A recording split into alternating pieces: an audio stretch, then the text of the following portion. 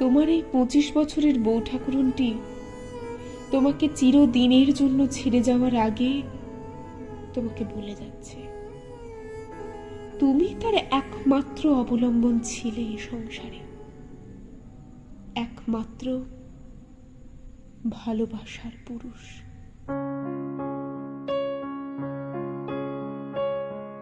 ঠাকুরপো, সেদিন ছিল জ্যোৎস্না রাত।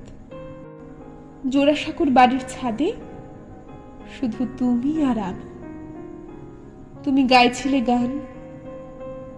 আমার সেদিন মন ভালো ছিল না, তোমাকে বলিনি সে কথা। তবু তুমি বুঝতে পারলে আমার মনের কষ্ট। তুমি যে আমার দোসর ঠাকুরপো। আমার কানের কাছে মুখ এনে গাঢ় স্বরে বললে,